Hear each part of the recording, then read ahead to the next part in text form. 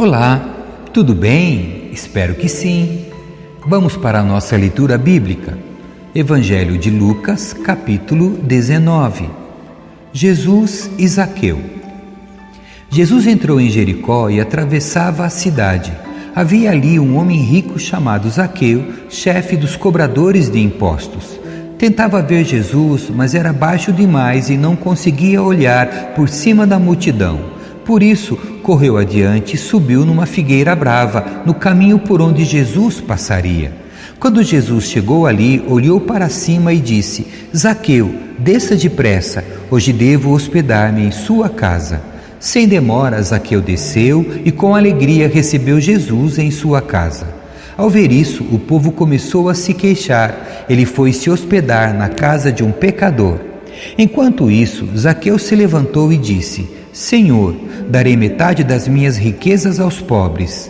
E se explorei alguém na cobrança de impostos, devolverei 4 vezes mais. Jesus respondeu: Hoje chegou a salvação a esta casa, pois este homem também é filho de Abraão, porque o Filho do Homem veio buscar e salvar os perdidos. A parábola dos 10 servos. A multidão estava atenta ao que Jesus dizia. Então, como ele se aproximava de Jerusalém, contou-lhes uma parábola, pois o povo achava que o reino de Deus começaria de imediato. Disse ele: um nobre foi chamado a um país distante para ser coroado rei e depois voltar. Antes de partir, reuniu 10 de seus servos e deu a cada um deles 10 moedas de prata, dizendo: invistam esse dinheiro enquanto eu estiver fora. Seu povo, porém, o odiava e enviou uma delegação atrás dele para dizer: não queremos que ele seja nosso rei. Depois de ser coroado, ele voltou e chamou os servos aos quais tinha confiado o dinheiro, pois queria saber quanto haviam lucrado. O primeiro servo informou: Senhor, investi seu dinheiro e ele rendeu 10 vezes a quantia recebida. Muito bem, disse o rei. Você é um bom servo. Foi fiel no pouco que lhe confiei e como recompensa governará 10 cidades. O servo seguinte informou: Senhor, investi seu dinheiro e ele rendeu 5 vezes a quantia recebida. Muito bem, disse o rei. Você governará 5 cidades. O terceiro servo, porém, trouxe de volta apenas a quantia recebida e disse: Senhor, escondi seu dinheiro para mantê-lo seguro. Tive medo, pois o Senhor é um homem severo. Toma o que não lhe pertence e colhe o que não plantou. Servo mau, exclamou o Senhor. Suas próprias palavras o condenam. Se você sabia que sou homem severo, que tomo o que não me pertence e colho o que não plantei, por que não depositou meu dinheiro? Pelo menos eu teria recebido os juros. Então, voltando-se para os outros que estavam ali perto, o rei ordenou: tomem o dinheiro deste servo e deem ao que tem 10 moedas. Mas, Senhor, disseram eles, ele já tem 10. Então o rei respondeu: sim, ao que tem mais lhe será dado, mais do que nada tem, até o que tem lhe será tomado. E quanto a esses meus inimigos que não queriam que eu fosse seu rei, tragam-nos aqui e executem-nos na minha presença. A entrada de Jesus em Jerusalém. Depois de contar essa história, Jesus prosseguiu rumo a Jerusalém.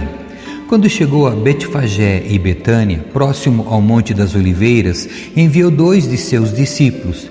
Vão àquele povoado adiante, disse ele. Assim que entrarem, verão amarrado ali um jumentinho no qual ninguém jamais montou. Desamarrem-no e tragam-no para cá. Se alguém perguntar: por que estão soltando o jumentinho? Respondam apenas: o Senhor precisa dele. Eles foram e encontraram o jumentinho exatamente como Jesus tinha dito.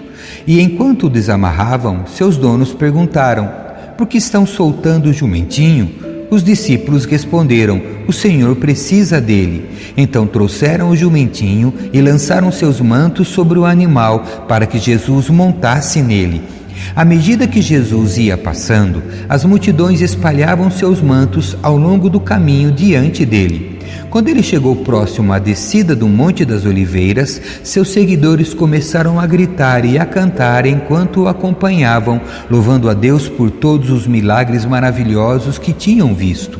Bendito é o Rei que vem em nome do Senhor, paz no céu e glória nas maiores alturas. Alguns dos fariseus que estavam entre a multidão disseram: Mestre, repreenda seus seguidores por dizerem estas coisas. Ele, porém, respondeu: Se eles se calarem, as próprias pedras clamarão. Jesus chora por Jerusalém. Quando Jesus se aproximou de Jerusalém e viu a cidade, começou a chorar. Como eu gostaria que hoje você compreendesse o caminho para a paz, disse ele. Agora, porém, isso está oculto a seus olhos. Chegará o tempo em que seus inimigos construirão rampas para atacar seus muros e a rodearão e apertarão o cerco por todos os lados. Esmagarão você e seus filhos e não deixarão pedra sobre pedra, pois você não reconheceu que Deus a visitou. Jesus purifica o templo.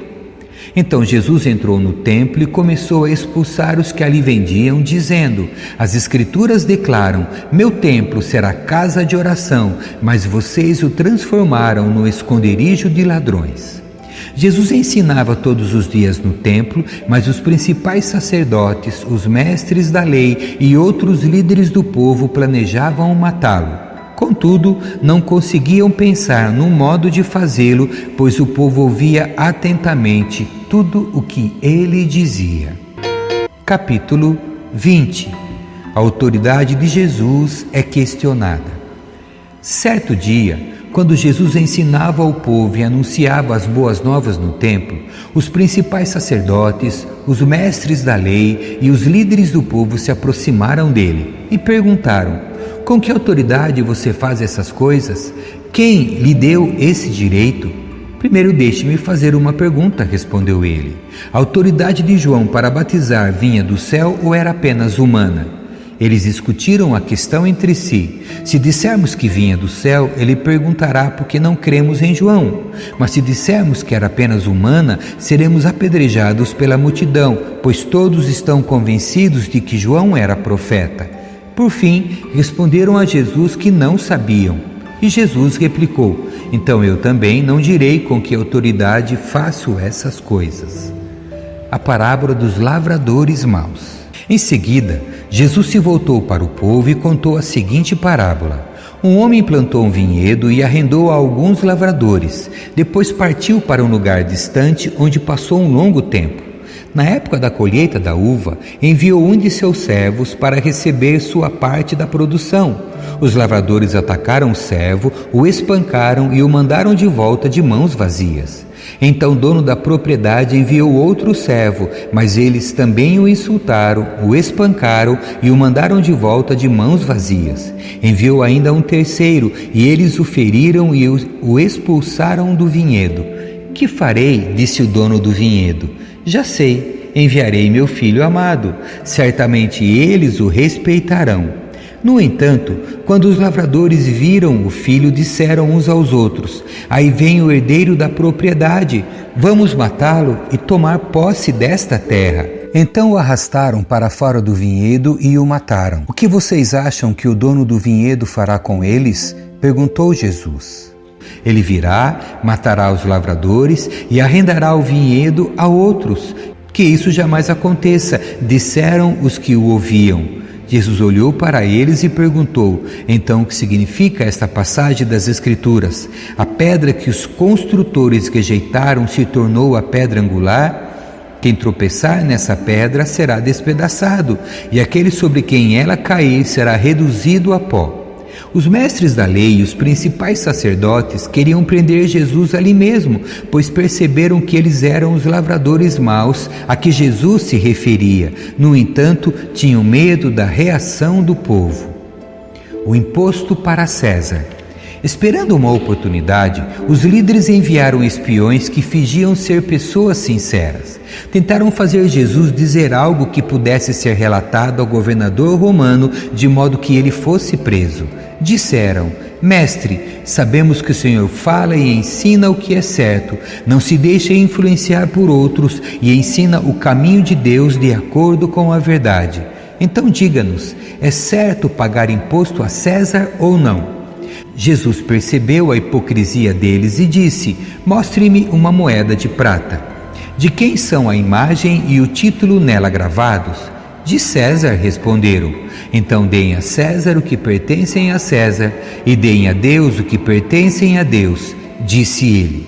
Eles não conseguiam apanhá-lo em nada que ele dizia diante do povo. Em vez disso, admiraram-se de sua resposta e se calaram. Discussão sobre a ressurreição dos mortos. Então vieram a Jesus alguns saduceus, líderes religiosos, que afirmam não haver ressurreição dos mortos, e perguntaram: Mestre, Moisés nos deu uma lei segundo a qual, se um homem morrer e deixar a esposa sem filhos, o irmão dele deve se casar com a viúva e ter um filho que dará continuidade ao nome do irmão. Numa família havia 7 irmãos. O mais velho se casou e morreu sem deixar filhos. O segundo irmão se casou com a viúva, mas também morreu. Então o terceiro irmão se casou com ela. O mesmo aconteceu aos 7 irmãos que morreram sem deixar filhos. Por fim, a mulher também morreu. Diga-nos, de quem ela será esposa na ressurreição? Afinal, 7 se casaram com ela. Jesus respondeu: o casamento é para pessoas deste mundo, mas na era futura, aqueles que forem considerados dignos de ser ressuscitados dos mortos não se casarão nem se darão em casamento e nunca mais morrerão. Nesse sentido, serão como os anjos, são filhos de Deus e filhos da ressurreição. Agora, quanto a haver ressurreição dos mortos, o próprio Moisés provou isso quando escreveu a respeito da sarça. Ele se referiu ao Senhor como Deus de Abraão, o Deus de Isaque e o Deus de Jacó. Portanto, ele é o Deus dos vivos e não dos mortos, pois para ele todos vivem. Mestre, o Senhor disse bem, comentaram alguns mestres da lei, e ninguém mais teve coragem de lhe fazer perguntas. De quem o Cristo é filho? Então Jesus lhes perguntou: por que se diz que o Cristo é filho de Davi? Afinal, o próprio Davi escreveu no livro de Salmos: o Senhor disse ao meu Senhor: sente-se no lugar de honra à minha direita, até que humilhe seus inimigos e os ponha debaixo de seus pés. Uma vez que Davi chamou o Cristo de meu Senhor, como ele pode ser filho de Davi? Jesus critica os mestres da lei. Então, enquanto as multidões o ouviam, Jesus se voltou para seus discípulos e disse: cuidado com os mestres da lei. Eles gostam de se exibir com vestes longas e de receber saudações respeitosas quando andam pelas praças. E como gostam de sentar-se nos lugares de honra nas sinagogas e à cabeceira da mesa nos banquetes. No entanto, tomam posse dos bens das viúvas de maneira desonesta e depois, para dar a impressão de piedade, fazem longas orações em público. Por causa disso, serão duramente castigados. Capítulo 21. A oferta da viúva. Estando Jesus no templo, observava os ricos depositarem suas contribuições na caixa de ofertas. Então uma viúva pobre veio e colocou 2 moedas pequenas. Jesus disse: eu lhes digo a verdade, esta viúva pobre deu mais que todos os outros. Eles deram uma parte do que lhes sobrava, mas ela, em sua pobreza, deu tudo o que tinha. Jesus fala de acontecimentos futuros. Alguns de seus discípulos começaram a falar das pedras magníficas e das dádivas que adornavam o templo. Jesus, porém, disse: virá o dia em que essas coisas serão completamente demolidas, não restará pedra sobre pedra. Então eles perguntaram: Mestre, quando isso tudo acontecerá? Que sinal indicará que essas coisas estão prestes a se cumprir? Ele respondeu: não deixem que ninguém os engane, pois muitos virão em meu nome, dizendo: eu sou Cristo, e afirmando: chegou a hora, mas não acredite neles. E quando ouvirem falar de guerras e rebeliões, não entrem em pânico. Sim, é necessário que essas coisas aconteçam primeiro, mas ainda não será o fim. E continuou: uma nação guerreará contra outra e um reino contra o outro. Haverá grandes terremotos, fome e peste em vários lugares, e acontecimentos terríveis e grandes sinais no céu. Antes de tudo isso, porém, haverá um tempo de perseguição. Vocês serão arrastados para as sinagogas e prisões e por minha causa serão julgados diante de reis e governadores. Essa, contudo, será sua oportunidade de lhes falar sobre mim. Mais uma vez lhes digo que não se preocupem com o modo como responderão às acusações contra vocês, pois eu lhes darei as palavras certas e tanta sabedoria que seus adversários não serão capazes de responder nem contradizer. Até mesmo seus pais, irmãos, parentes e amigos os trairão e até matarão alguns de vocês. Todos os odiarão por minha causa, mas nem o fio de cabelo de sua cabeça se perderá. É pela perseverança que obterão a vida. E quando virem Jerusalém cercada de exércitos, saberão que chegou a hora de sua destruição. Então, quem estiver na Judéia, fuja para os montes. Quem estiver na cidade, saia. E quem estiver no campo, não volte para a cidade. Pois aqueles serão os dias da vingança e as palavras proféticas das Escrituras se cumprirão. Que dias terríveis serão aqueles para as grávidas e para as mães que estiverem amamentando, pois haverá calamidade na terra e grande ira contra este povo. Serão mortos pela espada ou levados como prisioneiros para todas as nações do mundo, e Jerusalém será pisoteada pelos gentios até que o tempo deles chegue ao fim. Haverá sinais no sol, na lua e nas estrelas, e na terra as nações ficarão angustiadas, perplexas, com o rugir dos mares e a agitação das ondas. As pessoas ficarão aterrorizadas diante do que estará prestes a acontecer na terra, pois os poderes do céu serão abalados. Então todos verão o Filho do Homem vindo numa nuvem com poder e grande glória. Portanto, quando todas essas coisas começarem a acontecer, levantem-se e ergam a cabeça, pois a sua salvação estará próxima. Em seguida, deu-lhes esta ilustração: observem a figueira e todas as outras árvores. Quando as folhas aparecem, vocês sabem reconhecer por conta própria que o verão está próximo. Da mesma forma, quando virem todas essas coisas acontecerem, saberão que o reino de Deus está próximo. Eu lhes digo a verdade, esta geração não passará até que todas essas coisas tenham acontecido. O céu e a terra desaparecerão, mas as minhas palavras jamais desaparecerão. Tenham cuidado, não deixem seu coração se entorpecer com farras e bebedeiras, nem com as preocupações desta vida. Não deixem que esse dia os pegue desprevenidos, como uma armadilha. Pois esse dia virá sobre todos que vivem na terra. Estejam sempre atentos e orem para serem considerados dignos de escapar dos horrores que sucederão e de estar em pé na presença do Filho do Homem. Jesus ensina diariamente. Todos os dias, Jesus ia ao templo ensinar e à tarde voltava para passar a noite no Monte das Oliveiras.